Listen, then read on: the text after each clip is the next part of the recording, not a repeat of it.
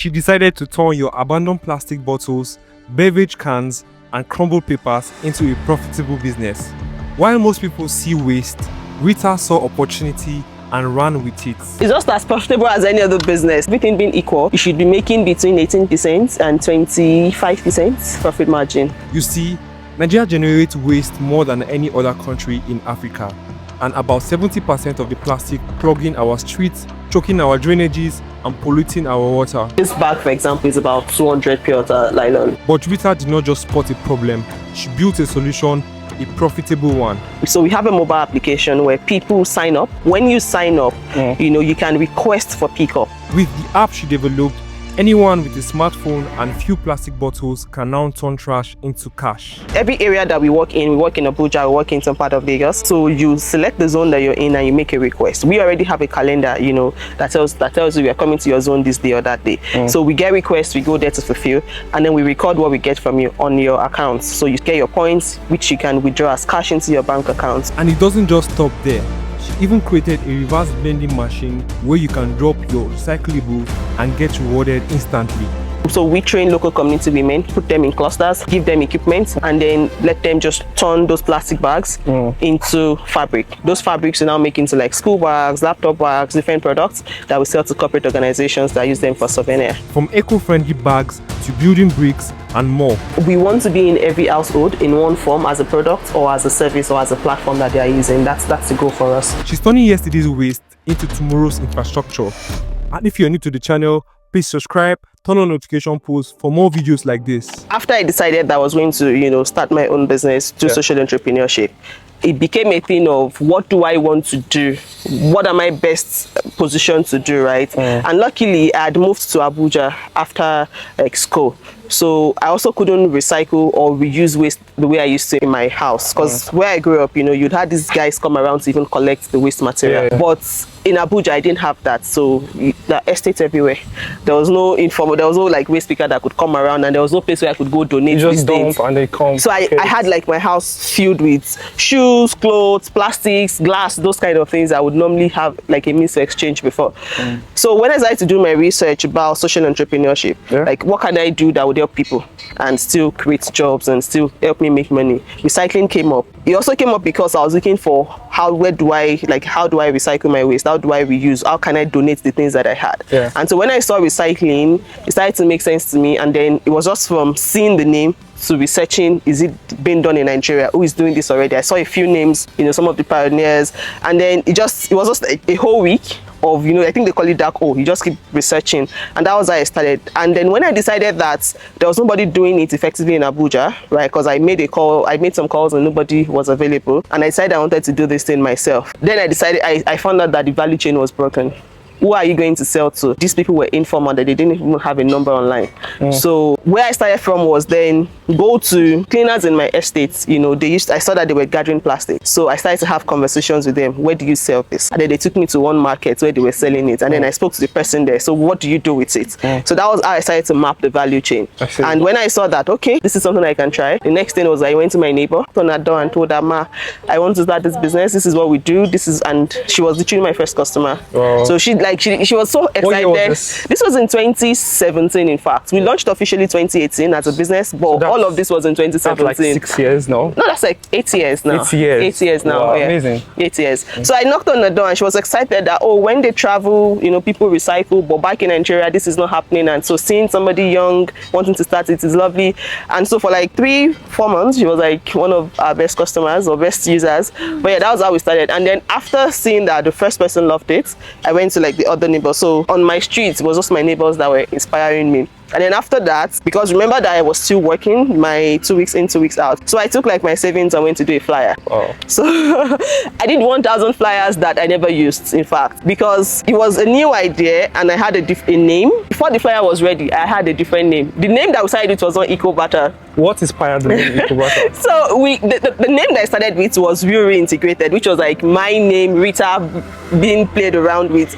But then, because when I started, I saw that there was a need for it to have environment or eco, something that when people hear it, they understand the goal. I was literally in the house with my friend, Arome, so we're throwing eco trade, this, that, and then I think I said eco, she said batter, and it just made sense to put it together. That was how we came up with the name, and so we had already printed 1,000 flyers, so it didn't sell, and we didn't end up using those 1,000 flyers, and that was how the journey started in 2017. Are you the biggest in Abuja? In Nigeria, actually, at this point, we are the most innovative, the most technology-forward company, recycling company in Nigeria at the moment. I think we can lay claim on that.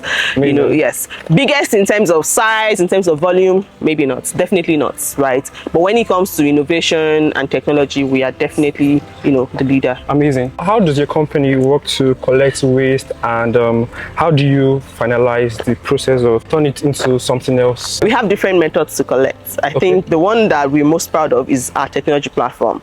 So we have a mobile application where people sign up. When you sign up, you know, you can request for pickup depending on the zone. So we work in Abuja, we work in some part of Lagos. So Abuja has about 8 zones for us. So you select the zone that you're in and you make a request. We already have a calendar, you know, that tells you we are coming to your zone this day or that day. So we get requests, we go there to fulfill, and then we record what we get from you on your accounts. So you get your points, which you can withdraw as cash into your bank accounts, right? So that process, that's like the biggest process where we get our, you know, waste from. People from everywhere request for pickup. We send our trucks out, pick them, and then they bring them here. So when they bring them here, you see already, so we sort them into different waste material types. PET plastics, HDPE plastics, LDPE plastics, like different types of plastic material. We collect paper, we collect carton, we collect e-waste, you know, just aluminium cans and stuff like that. What's e-waste? E-waste is electronic waste. So your laptops, your TVs, your chargers and things like that, your printers, you know. So we collect them, and different material streams go to different partner recycling companies, right? So for plastics, we have companies in Lagos, Shagamu, Ikorodu, Axis that mostly turn them into fiber. So fiber are those like white things that you stuff into your pillows. And then these days, some people are beginning to turn those plastic bottles back into new plastic bottles, even here in Nigeria. So we also service some of them. For shrink wraps, which are like the plastic bags, you know, we have companies that we work with that turn them into ropes or into even trash bags. You know, for can, we have people that we work with, mostly around Agbara axis, that Ogun State, that turn them back into cans.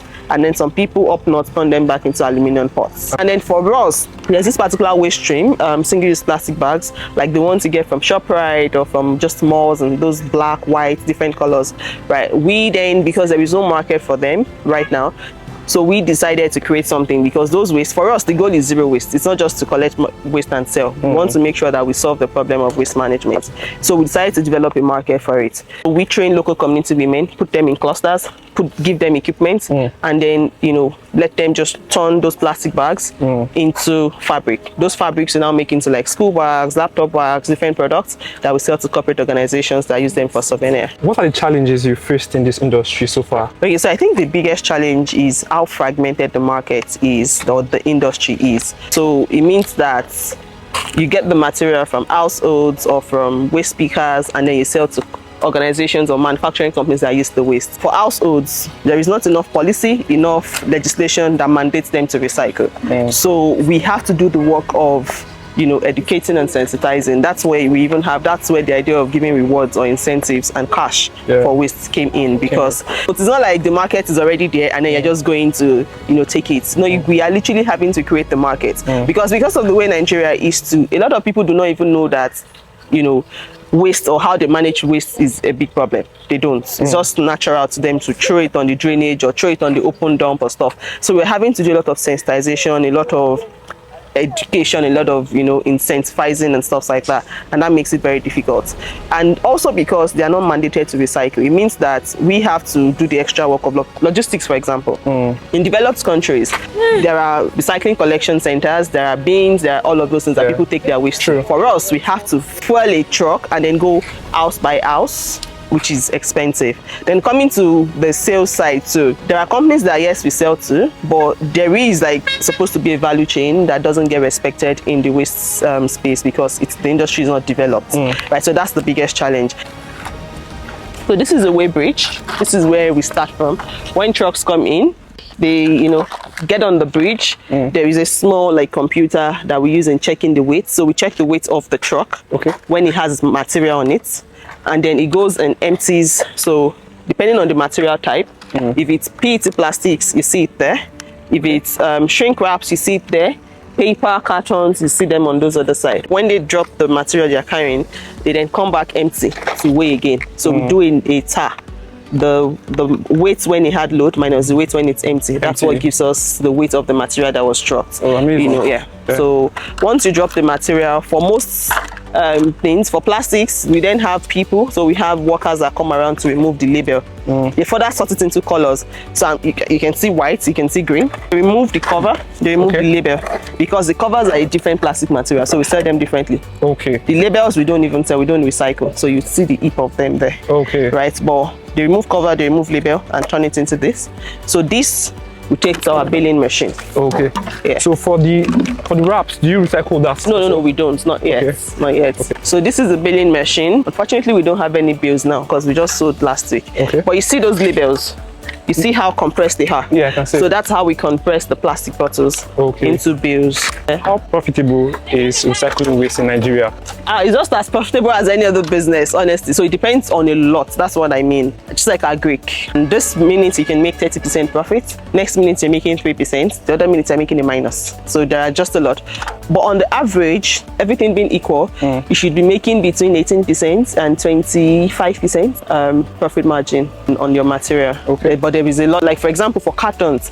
When you buy carton and you sell, let's say when I mean buy, you collect from different households, different channels, but you know, because you give incentives, at the end of the day, you're buying, right? And then you sell to manufacturing companies, you make say 25% profit margin.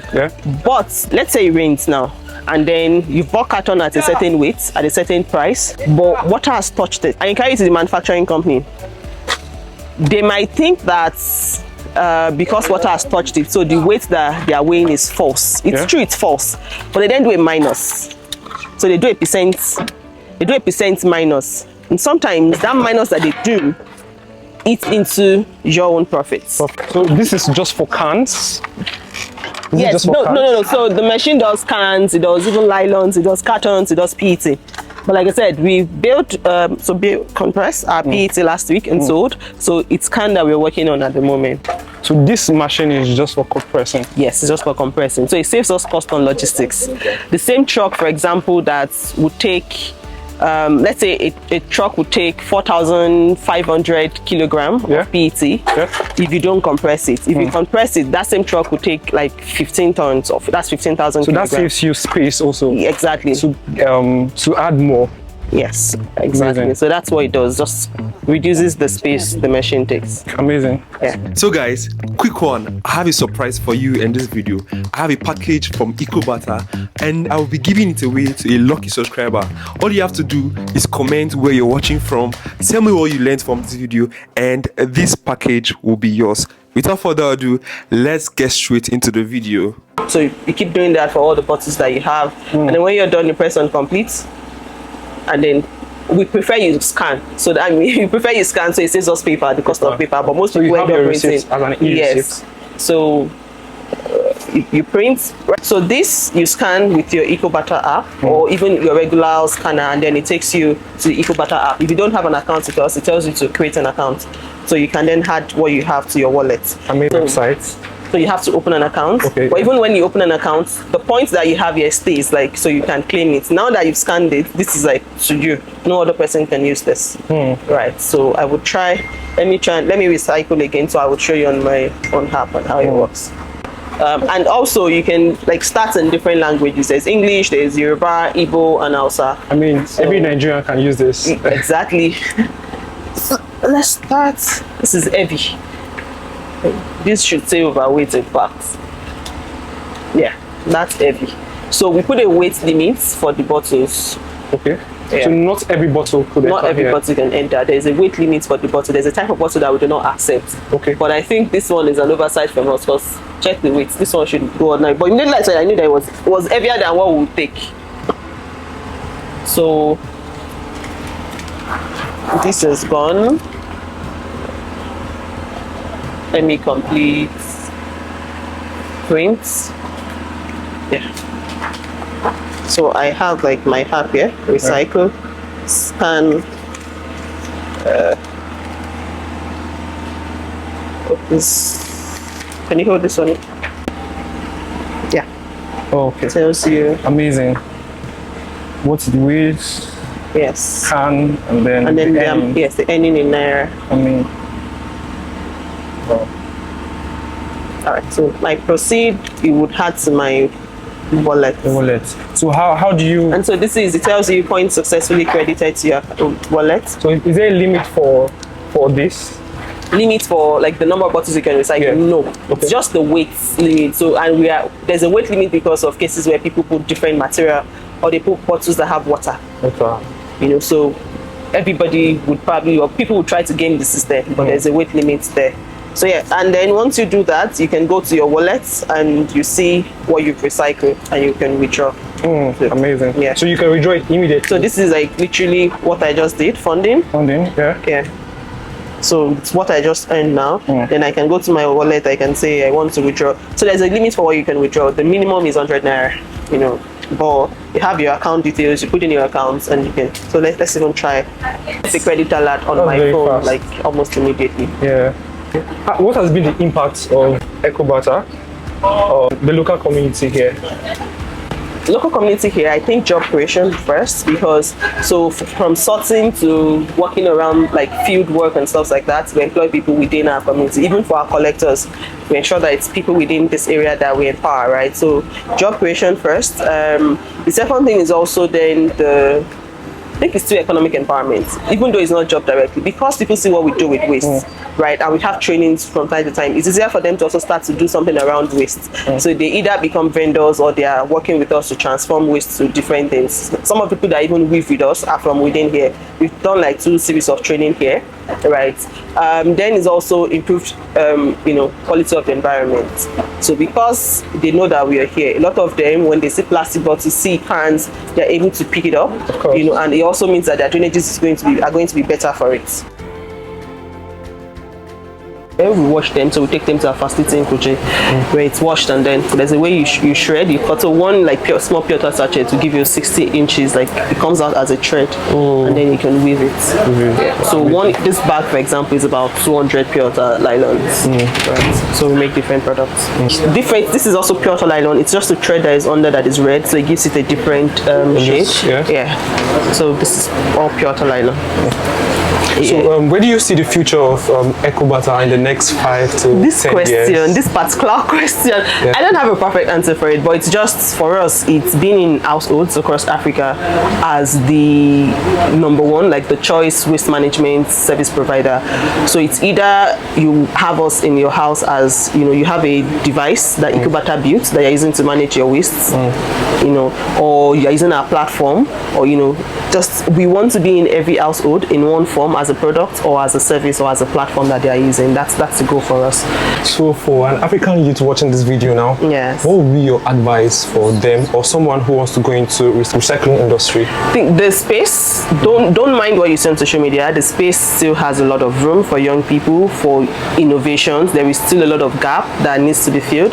So of course it's going to be challenging, like any other industry, any other thing you would do, but it's rewarding because you being in this space in recycling is about contributing to the environment, but most importantly contributing to people and economic prosperity for your community. So recycling generally, please find a recycling collection company or a recycling company close to you and work with them. Start from your house, sort your waste. Don't trash your plastic, your paper, there is about 50% of the waste we generate in our households are something that you can recycle. So sort them out graciously and then find a collection company to give them to, so that's the very first way to start. The other way is also, please talk to your neighbor. Now that you've heard this, now that you've heard me, you've watched this interview, please talk to your neighbor, talk to your friend, your family to also join the movement by sorting and recycling their waste at home. All right, thank you. So guys, I hope you enjoyed the video you just watched, and if you would, please like the video, share and subscribe. Also, I'll drop more information about Ecobarter down in the description. See you in the next video. Peace.